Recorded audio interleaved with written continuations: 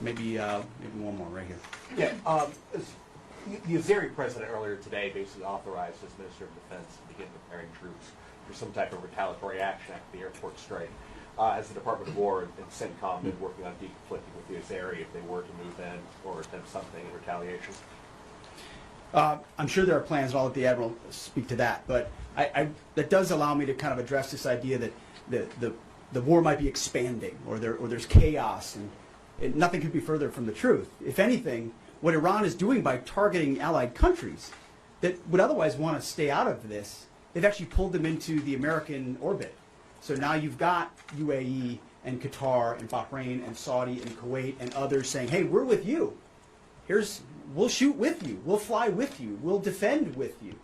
We'll allow you more basing and other a lot of which we can't talk about and won't talk about. But it's actually firming up the unity of the resistance in order to focus exactly where we need to. So this idea that it's expanding or going, no, it's actually simplifying in a number of ways exactly what we need to achieve and how we'll achieve it. I don't know if you. I won't get ahead of policy in terms of what we might do. What I will point out is this is now the 12th country that Iran has attacked. 12 countries, and it goes right back to the Secretary's point.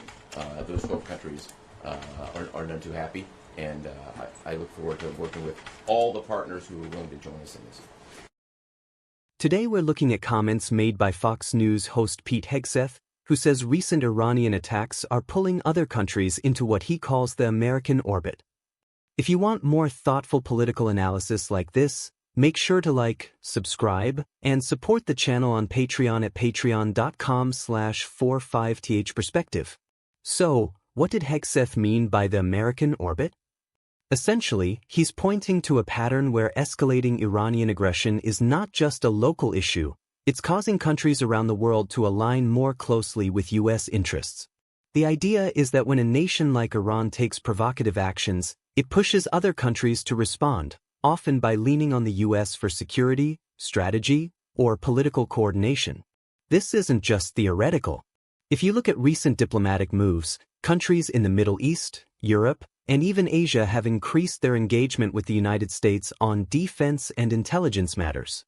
Hegseth's framing suggests that Iran, perhaps unintentionally, is strengthening U.S. influence globally by creating situations where nations feel the need to rely on American support. Of course, there are multiple ways to look at this. Some experts would argue that calling it pulling countries into the American orbit simplifies the complexity of global politics. Countries act in their own interests, balancing relationships with many powers, not just the U.S. But from Hegseth's perspective, these attacks reinforce America's position as a central actor in the region and a key player in global security. For ordinary Americans, what does this mean? It means foreign policy events, like conflicts or attacks abroad, can have ripple effects that touch economic, security, and political interests at home. Decisions made in response to these events aren't just about military strategy, they're about diplomacy, alliances, and the broader geopolitical balance.